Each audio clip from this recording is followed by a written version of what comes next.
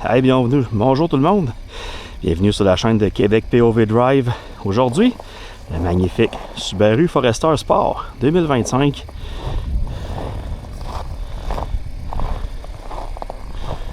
Couleur blanc cristal.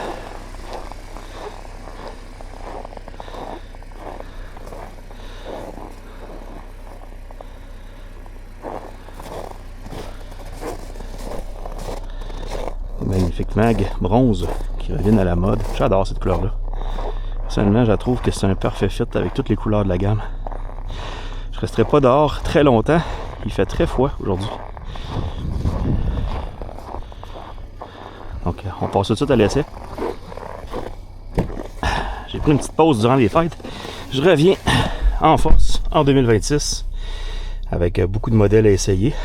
On commence ça cette année. Premier modèle de l'année. Subaru Forester 2025 en version sport. Peut-être juste vous parler un petit peu des... je vais monter le chauffage un petit peu, mais pas trop, pour pas vous ennuyer avec le bruit de chauffage. Peut-être vous parler un petit peu des modèles qui sont dans la gamme. Donc lui c'est en 2025, mais si on regarde les prix 2026, c'est les mêmes modèles, c'est juste que je pense que le prix a monté de 100$ versus l'année passée sur toute la gamme. Fait que donc maintenant sur le site internet de Subaru Canada, vous allez voir les modèles 2026 sont arrivés. Ça commence avec le modèle de commodité. Comme le commodité, il vient à 37 060$. Le groupe tourisme, 42 060$. Le modèle à l'essai, le sport, à 44 560$. Le limited à 46 560$. Et le modèle premier, le top of the line, le top de la ligne, le modèle premier à 48 560$. Modèle à l'essai, un moteur 2.5 litres atmosphérique. Donc c'est un petit moteur qui est connu chez Subaru depuis longtemps, qui développe 180 chevaux à 5800 tours. Pas d'autres moteurs dans ce Forester-là. Un petit peu dommage. On avait à l'époque les moteurs le Subaru XT qui venait avec un moteur turbo. Et on n'a pas de moteur turbo cette année. Donc une finition qui est un peu plastique, hein, très Subaru. Donc on n'a pas de flafla, hein. On est comme chez Toyota, leur cousin. Un petit peu de garniture dans la porte en tissu ici, un petit peu là. Poignée plastique, tout qui est plastique. On a le volant chauffant sur ce modèle-là, heureusement, je vais l'activer. Je vais me placer un peu, et voilà, comme ça. On a un modèle avec le toit ouvrant aussi. Donc les prix, ça tourne autour d'environ en location, ce modèle-là, avec 20 000$ par année. 20 000 km, excusez-moi, 20 000$. 20 000 km par année, 48 mois, à 4,99$, ça tourne autour de 727$ par mois. Et à l'achat, les taux de financement sont égaux à l'achat ou au financement à location présentement. C'est à surveiller, hein. Subaru est souvent vont descendre le prix. Donc normalement, le taux d'intérêt va être plus bas avec un modèle en location. On y va avec l'achat de 966,45$, donc il y a une bonne différence là, sur 60 mois, donc c'est à voir ici là.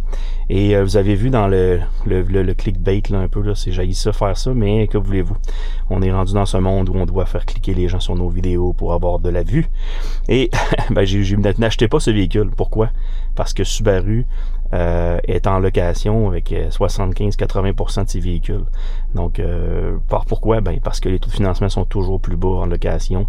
C'est des véhicules qui sont quand même bien équipés. La traction intégrale Subaru, je pense qu'il n'y a pas besoin de l'expliquer comment ça fonctionne. Une très bonne Subaru, très bonne traction chez Subaru, on va le dire. C'est pas mal leur point fort au Québec. Là. Dans température aujourd'hui, là, on marque -9, mais c'est parce que le taux est dans mon garage. On devrait descendre autour de -16, -17 tout à l'heure lors de l'essai. Ce modèle-là vient, comme j'ai dit tout à l'heure, Mac 19 pouces, fini bronze, que j'adore. Je trouve ça vraiment beau sur le modèle sport. Surtout avec la couleur vert, là, il y a une espèce de vert automne. Là, donc justement, les couleurs vert automne, cristal noir, cristal blanc, gris magnétisé, pierre de rivière nacrée, qui est un peu comme la GTI qui est là présentement. À peu près, ça ressemble pas mal à ce même gris-là. Et on a aussi le modèle bleu saphir, qui est un espèce de bleu marin avec le bronze. Ça fait vraiment beau aussi. Qu'est-ce qu'on pourrait dire à part ça? Ben, les compétiteurs, je vais en parler peut-être plus en roulant. Donc là, on va partir tout de suite. Je m'attache et on part à l'instant. On va aller faire notre petite boucle habituelle pour ceux qui sont habitués à la chaîne. Et qu'on est parti, on y va à l'instant. On se met sur le drive et on part.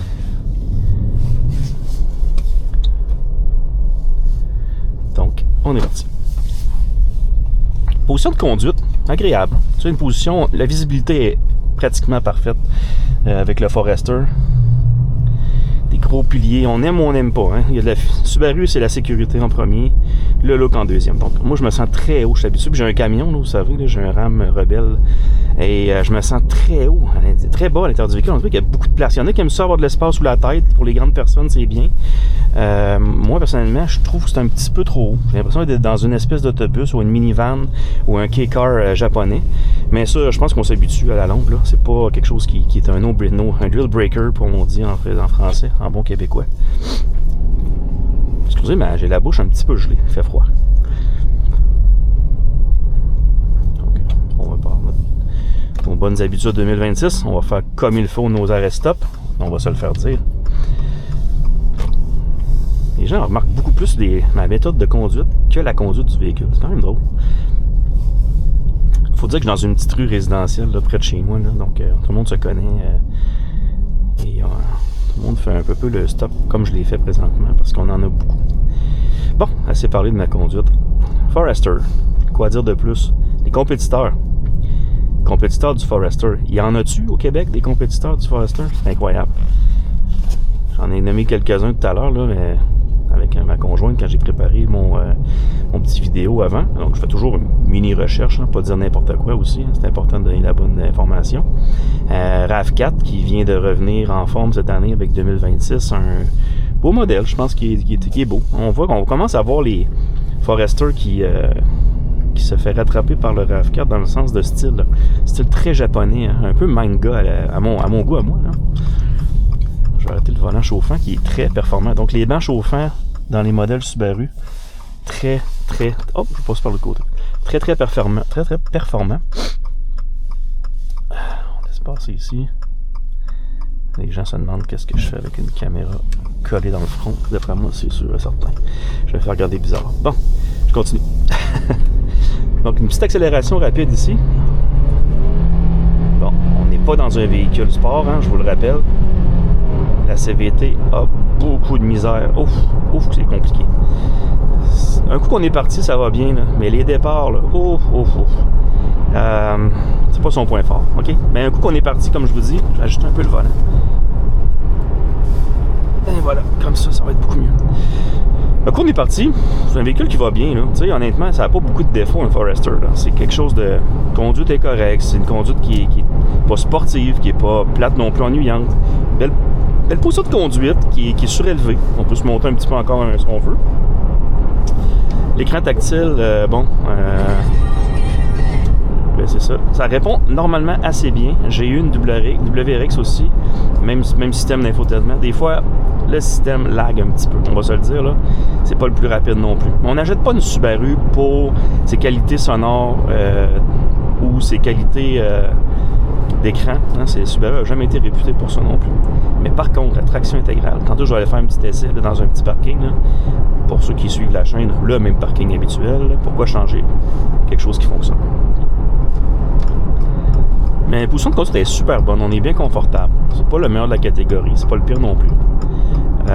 Bon, j'ai fait du coq à l'âne, désolé, c'est mon premier de l'année. J'essaye de rester focus.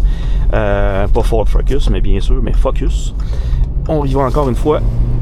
Oh, que c'est lent. Oh, que c'est lent. Oh, que c'est lent. Oh, que c'est lent. J'ai le pied au plancher.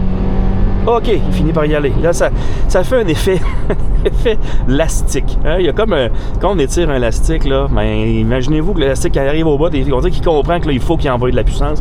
Puis il n'y en a pas tant que ça. 180 chevaux, c'est pas la mer à boire. Mais comme je vous dis, un coup qu'on est parti en ville, sur l'autoroute, ça y va, ça le fait. Parce qu'on est habitué d'avoir des véhicules. Moi, honnêtement, je dirais que ce véhicule-là devrait avoir au moins 200 forces, 230 forces pour se manier comme du monde, comme il se doit, là, pour pas être un danger dans le chemin. Là. C'est vraiment... C'est quelque chose que ça frappe assez. Là. Pour avoir essayé beaucoup de véhicules, là, c'est quelque chose... Je veux pas être trop négatif envers le véhicule. Là. Ça va super bien. Là. C'est pas un deal breaker, comme je dis. Là. Mais c'est juste que pour moi, qui est un enthousiaste automobile, quelqu'un qui aime les autos, un petit peu boring, un petit peu ennuyant, mais confort. Une sonorité surprenant, honnêtement. je vais vous le dire, là, la sonorité, c'est très, très, très, très, très impressionnant. Pour un véhicule avec des gros panneaux de verre, je vais m'arrêter un petit instant ici, 2 secondes. Juste pour voir quelque chose. Ok, c'est beau. Excellent, on est bien ici comme ça. Ouais, comme je disais, on repart encore, on y va. On le fait souffrir, le petit Forester. Vas-y, souffre. Ok, ah non, mais c'est pas si pire que ça. Pour vrai, là, moi j'ai commencé à conduire, les véhicules avaient 120 chevaux, 110 chevaux, puis on réussit à s'amuser avec ça. Fait que c'est juste qu'aujourd'hui, on est rendu un petit peu piqué sur les puissances de véhicules. On dit que tout le monde faudrait qu'on ait 300 chevaux derrière la pédale. Mais regardez là, je suis une entrée d'autoroute, je suis dans les règles de l'art, ça étire, ça finit par y aller, et voilà, je suis rendu à 120 km/h. Fait que pour vrai, ça fait ce que ça a à faire. C'est juste que c'est un peu surprenant. Surtout quand on a essayé d'autres modèles Subaru, comme dans l'ancien temps, le Subaru Forester XT ou le Outback que je vais essayer bientôt. Donc, pour faire un petit comparatif aussi, je vais en parler tout à l'heure. Un coup qu'on est sur l'autoroute, là, ça va bien. Bonjour monsieur, bonjour. On est à 105 km/h, petit bruit de vent. Je vais juste fermer le toit ouvrant pour voir si ça fait quelque chose. Bon, il y a un petit bruit de vent, là. C'est sûr qu'on est haut, hein? On est haut, puis il vente aujourd'hui, là. C'est une température qui est très froide, comme je disais tout à l'heure. Moins 15 degrés.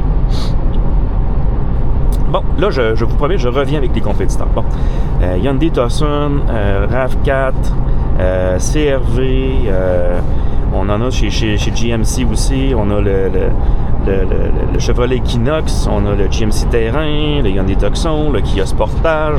Donc, toutes les marques ont des compétiteurs dans ce segment-là. C'est le segment le plus vendu dans les SUV moyennes. Ben, non, on est dans le SUV standard, c'est-à-dire on n'est pas dans un CUV, là, un Compact Utility Sport véhicule, mais on est dans un genre d'entrée de vous voyez ce que je veux dire, là. La gamme RAV4, la gamme CR-V. Je suis gelé aujourd'hui, désolé, mais j'ai de la misère à parler aussi parce que ça fait longtemps que j'ai pas fait de vidéo. J'étais très tranquille durant le temps des fêtes et je m'en excuse. Donc,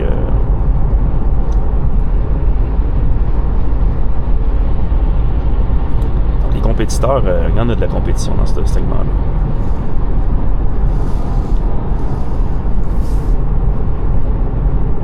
C'est pas une conduite sportive, mais honnêtement, très agréable. Je vais arrêter le siège chauffant parce que, comme je vous l'ai dit tout à l'heure, caractéristique numéro 1 de Subaru, les bancs chauffants, volants chauffants, ça va bien à ce niveau-là.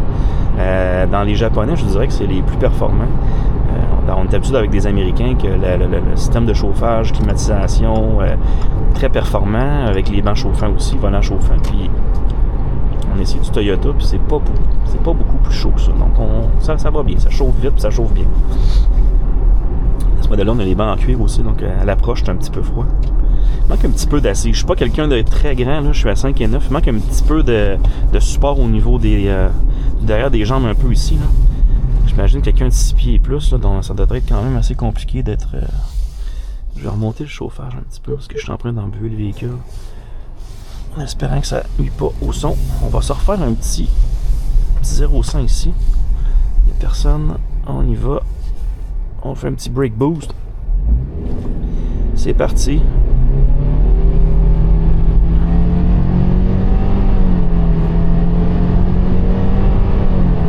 On est rendu à ça. Ouf. C'est pas une Porsche, hein, on vous le dit. C'est pas une Porsche, mais ça va bien. Faut que je me le dise, faut que je me le répète. Ça va très bien. Faut pas être pressé. Je pense que c'est un véhicule, là, c'est pas quelqu'un qui est toujours le pied au plancher, va trouver ça très dommage, mais quelqu'un qui conduit normalement, là, va avoir du plaisir avec ce véhicule-là. Bon, on vient essayer la traction intégrale dans notre fameux parking habituel. Puis je pense que c'est là que le Subaru Forester commence à sortir son petit cœur qui bat plus vite, parce que c'est dans des éléments comme ça qui performe le Forester. Je vais juste faire un petit dérapage contrôlé, voir ce que ça va donner ici. Hein. Ouais, c'est là-dedans que Subaru, c'est bon. Et là-dedans, c'est là, la traction, le contrôle. Ça n'a pas besoin d'avoir 800 force, on sent qu'on a une traction, c'est performant, ça glisse bien. S'il y a un petit peu de fall, on va faire attention. Hein.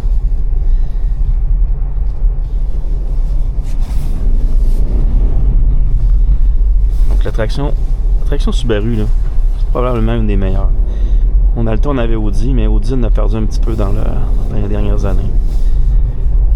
Le vrai Quattro n'existe plus vraiment, selon moi. Il l'avait dans les moteurs 6 en ligne, mais maintenant, avec les moteurs longitudinaux, c'est dur, là. Les moteurs allongés, on va dire. C'est très difficile. Ouf. Ok, ouais. Et puis, la Subaru, là, on a essayé de faire quelque chose, là. J'aime pas ce que je vois, là. On peut pas enlever rien, on peut pas enlever le traction control. On peut-tu enlever quelque chose? On peut rien enlever, hein? C'est ça. On est pogné avec tout ce qu'il y a là. OK. Donc, c'est vraiment sécuritaire. On va dire ça comme ça. Mais, vous avez vu mon vidéo de la Golf R ici? On n'est pas dans le même pattern. Et bon, vous allez me dire qu'on compare pas, Olivier, un Forester avec une Golf R, là. Non, je suis pas en train de comparer les deux. C'est juste pour que vous aider à comprendre que c'est pas le même feeling de conduite. On va se prendre un petit peu mon téléphone ici pour voir quelque chose. Ils sont toujours alignés. Oui, c'est bon. Excellent.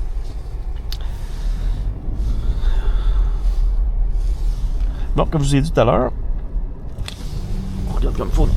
La sortie d'autoroute ici. La route. Et on y va. On est parti. 1, 2, 3, go! Vas-y, mon petit Subaru. T'es parti. Ouais, c'est bon. Les limites, c'est 50, donc on va faire attention. C'est comment qu'on roule. Quoi d'autre sur le Forester? Hey, indiquez-moi dans les commentaires qu'est-ce que vous pensez de mes commentaires. Moi, je vous dirais, vous avez l'impression que je suis un peu négatif sur le véhicule, mais non, c'est positif, honnêtement. C'est honnête.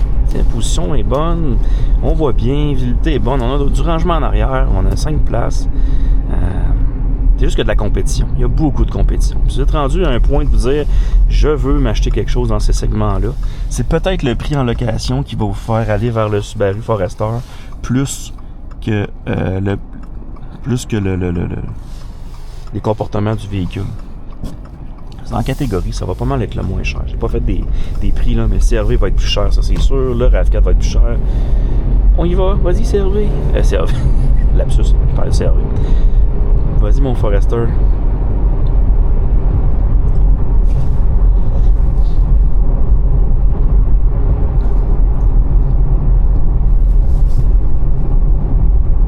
Bonne prise en main du volant aussi. Il n'y a pas de bruit de craquement. Là. J'ai laissé l'auto un petit peu dans le garage pour la réchauffer. Mais il n'y a pas de bruit de craquement, il n'y a pas de bruit spécial bizarre. Le bruit de vent, je vous dirais qu'il vient un peu du pare-brise en avant, mais sinon, rien à dire. Je vais essayer cette semaine le Outback 2025. Faire un comparatif. C'est un peu ce que je voulais parler peut-être en finissant. Des prix. Si vous êtes rendu à aller chercher un Forester haut de gamme, commencez à regarder avec un Outback. Honnêtement. Moi, je trouve que le produit est mieux fini. Plus d'espace, plus de garde au sol. C'est un meilleur produit overall, je pense, le Outback que le Forester. Puis, on tombe avec une autre gamble. Là, on peut aller chercher le moteur 2.4 turbo. Donc, 280 forces. Là, on commence à avoir du moteur. Ça se traîne bien. On a une capacité de remorquage. T'sais, donc, si vous allez dans du bas de gamme, donc dans le groupe tourisme ou commodité, c'est bien. Mais quand vous commencez à aller vers les modèles sport ou limited, commencez à vous dire, je suis mieux d'aller me chercher un Outback ou de garder le Forester. Je pense que sa principale, je serais peut-être niaiseux de dire ça, mais l'essai de direction intégrale, ici, je l'essaye au fond plancher. Ah, ça traque, ça graphine. Ça graphine. Ah ouais, vraiment, ouais. C'est là qu'on va voir la force. Là. Une petite route enneigée, une montagne, quelqu'un qui va aller au chalet en ski. Vraiment, là, pour vrai, la Subaru, ils l'ont l'affaire pour ça. Là. Ouais, donc si vous allez vers un de base dans le Forester, je pense que c'est un bon deal. Si vous commencez à aller vers un plus haut de gamme, commencez à regarder vers... Ouais, c'est beau. Si c'est glacé, là, on le voit, là. Commencez à regarder peut-être plus Outback. Comme je disais, sa principale concurrence, ça serait peut-être même lui-même dans sa catégorie, le Outback versus le Forester, je pense honnêtement. Parce que les autres, un RAV4, ça se conduit pas comme ça. Un CR-V non plus. Un Chevrolet Equinox, ça n'a rien à voir. Un GMC Terrain non plus. Donc, pour moi, c'est comme... Je sais pas. C'est comme si c'était tout seul. On aime ou on n'aime pas. Donc, moi, je vous laisse choisir. Hein. Mon but, c'est de vous faire essayer des véhicules. Mais c'est à vous de choisir après.